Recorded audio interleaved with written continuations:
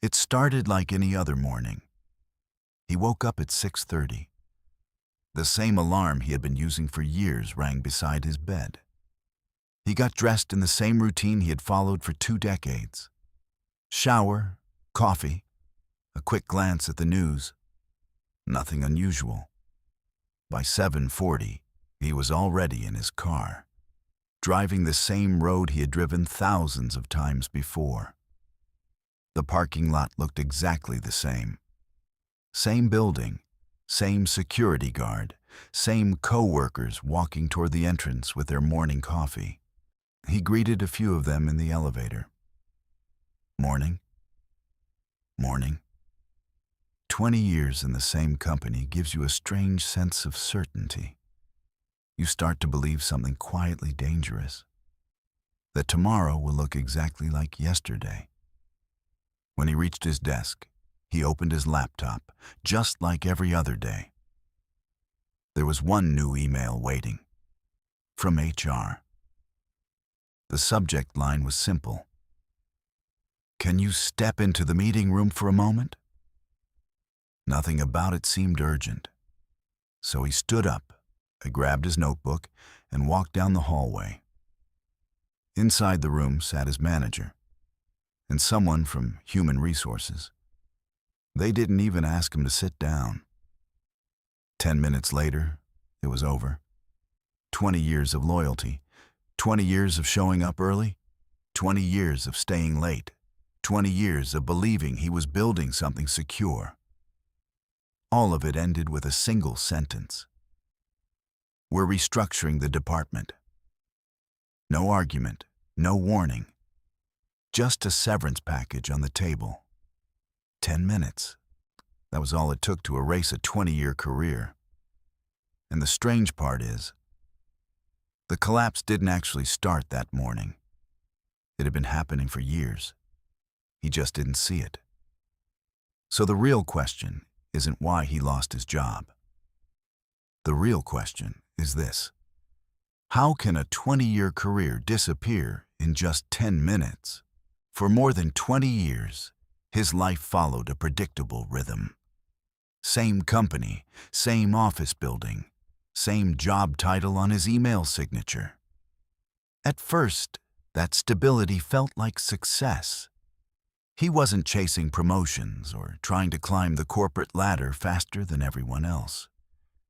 He simply wanted something many people quietly dream about: a stable life, a steady paycheck, health insurance for his family, a routine he understood. And for a long time, it worked. Every year looked almost identical to the one before it. Annual performance reviews, a small raise, a company holiday party in December. Nothing spectacular, but nothing dangerous either. At least that's what he believed. Because the longer you stay in one place, the easier it becomes to confuse familiarity with security. Your coworkers start to feel like permanent fixtures in your life. The office becomes part of your identity. You begin to think, "I've been here this long. Why would anything change?" But comfort has a strange side effect. It slowly lowers your awareness. Ambition becomes quieter. Curiosity fades. You stop asking difficult questions about your future. Instead, you repeat a sentence that feels harmless, but can quietly shape the next decade of your life. Maybe next year. Maybe next year I'll learn something new. Maybe next year I'll explore other opportunities. Maybe next year I'll think about changing direction. But next year slowly turns into 5, then 10. And without realizing it, stability stops being a reward. It becomes a trap. Because while his routine stayed the same, the world around him was already changing. Looking back, the warning signs had been there for a long time. They just didn't look like warnings at the time. At first, the changes were small. a new software system the company introduced to improve efficiency, training sessions about automation, workflows that suddenly became faster and required fewer people. Everyone attended the meetings. Everyone listened. But most people, including him, didn't really think about what it meant. Because change inside a company rarely arrives as a loud explosion. It arrives quietly, one small update at a time. A few months later, the company began hiring younger employees, fresh graduates, people who seemed unusually comfortable with the new tools and systems. They worked quickly. They asked different questions. They approached problems in ways that felt unfamiliar to him. But he didn't see them as a threat. In fact, he often helped them. After all, he had something they didn't: experience. And in his mind, experience was something machines could never replace. So when executives started talking about things like digital transformation, leaner operations, and organizational restructuring, he listened the same way many employees do during corporate presentations, with polite attention and quiet disbelief. Because deep down, he believed something that millions of workers believe every day. They won't replace someone like me. Psychologists have a name for this: normalcy bias. It's the human tendency to assume that things will continue the way they always have, even when the evidence is right in front of us. And while he was busy trusting the past, the future was already being planned without him. For years, nothing about his job felt urgent. He didn't hate going to work. But he didn't feel excited either. Every morning followed the same pattern: drive to the office, check emails, attend meetings, finish tasks, then repeat the same routine the next day, and the day after that. At some point, the excitement he once had for his career slowly faded. But it didn't disappear in a dramatic way. It faded quietly, so quietly that he barely noticed it. Sometimes, on the drive home, he would catch himself thinking about a different life, maybe learning a new skill, maybe starting something on the side, maybe even changing careers entirely. But those thoughts never stayed for long, because comfort has a powerful way of negotiating with your future. It whispers something that sounds very reasonable. Not now. You have responsibilities. Next year might be better. So he postponed change, again, and again, and again. Years passed that way, and in what he thought was peace slowly became something else. A quiet kind of fear. Not the kind of fear that makes you panic, but the kind that keeps you exactly where you are. Psychologists sometimes describe it as this: fear wearing a polite mask called comfort. You don't move, not because you love where you are, but because leaving feels uncertain, and uncertainty feels dangerous. So you stay, longer than you should, long enough that one day, or without realizing it, you become dependent on the very thing that can disappear overnight. So let me ask you something. Have you ever stayed somewhere longer than you should have? A job, a situation, a path you already knew wasn't right anymore.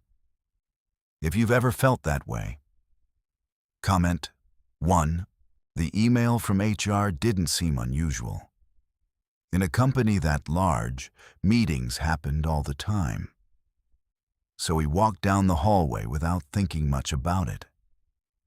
The conference room door was already open. Inside, his manager was sitting at the table. Next to him sat someone from Human Resources. That was the first moment something felt slightly different. Not alarming, just unusual.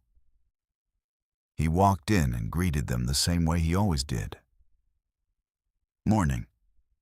They smiled politely, but there was something strange about the atmosphere. A kind of quiet tension hanging in the room. His manager gestured toward the chair. "Go ahead and have a seat." The HR representative opened a folder. Then the conversation began. There was no anger, no accusation, no argument. Just calm corporate language delivered in carefully measured sentences. "We appreciate the many years you've dedicated to this company. Unfortunately, the organization is moving in a different direction. We're restructuring the department." The words sounded professional, even respectful, but the meaning behind them was brutally simple. Your job is gone. 20 years of loyalty, 20 years of routine, 20 years of believing this place was stable. All of it ended in less than 10 minutes. They handed him a document, a severance package, standard procedure. His manager thanked him for his service. HR explained the next steps, and then the meeting ended. Just like that. When he walked back to his desk, the office looked exactly the same as it had an hour earlier. The same co-workers, the same computers, the same quiet hum of people working. But something fundamental had changed. Because for the first time in 20 years, he no longer belonged there. At first, the silence felt almost unreal. He packed a few things from his desk. A framed photo of his family, a coffee mug he had been using for years, a notebook filled with meeting notes that suddenly no longer mattered. Some co-workers looked up as he walked past. A few gave him sympathetic smiles. Most quickly looked back at their screens. In offices like this, everyone understands one quiet rule. Today it was him. Tomorrow it could be anyone. When he stepped outside the building, the world looked exactly the same. Cars moving through traffic, people walking down the street, life continuing as if nothing had happened. But inside his mind, everything had shifted. Because now the questions began. The mortgage, the bills, his children's tuition, all the responsibilities that had always been supported by one simple assumption.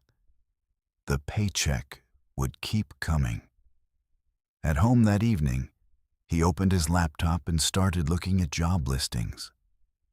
At first, he wasn't worried. After all, he had 20 years of experience. Surely someone would need that.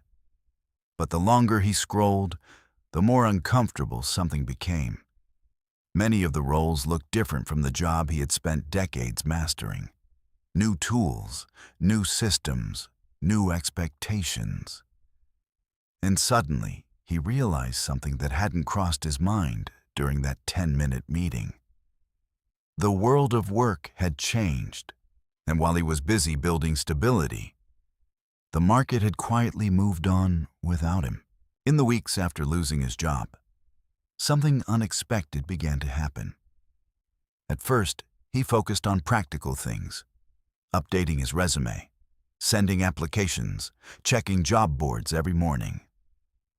But beneath those tasks, another question slowly started to grow. A much heavier one. Because after 20 years, his job had become more than just a source of income. It had become part of his identity. Whenever someone asked him what he did, the answer came automatically. His job title, and the company he worked for, the role he had played for 2 decades. It was simple, clear, solid. But now, that answer was gone, and without realizing it, he found himself facing a question he had never seriously asked before. Who am I without this job? For years, his days had followed a structure. Wake up, go to work, solve problems, come home tired, but certain that tomorrow would look the same. Now the structure had disappeared. No office to go to, no meetings, no routine. Just long, quiet mornings and the uncomfortable feeling of not knowing what came next. For many people, losing a job is mostly a financial problem. But for others, it's something deeper. Because when work becomes the center of your identity, losing the job can feel like losing a part of yourself. And for the first time in decades, he was forced to confront a truth he had never needed to face before. He didn't just need a new job. He needed to figure out who a few months passed. At first, he spent most of his time trying to move forward, sending applications, learning new tools, trying to understand a job market that suddenly felt unfamiliar. But gradually, his focus began to shift.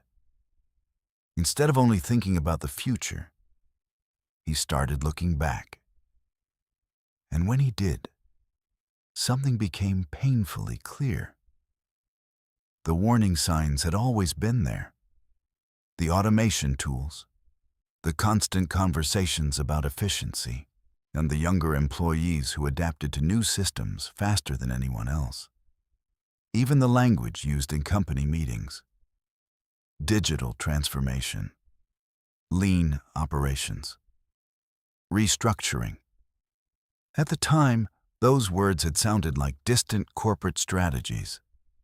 Now they looked like early signals of something much bigger.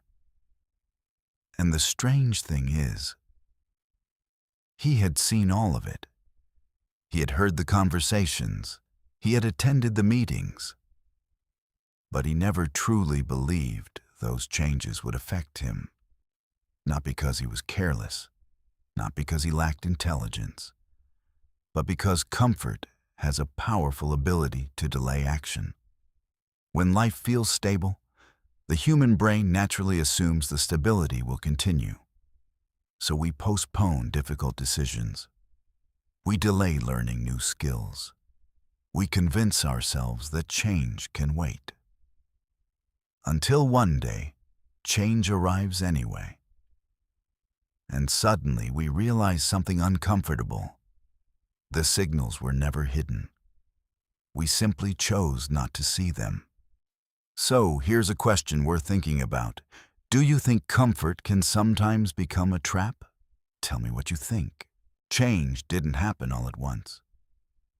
At first, the steps were small, almost invisible. He began waking up early again, not because he had to go to the office, but because he didn't want to lose his discipline. Then he started learning.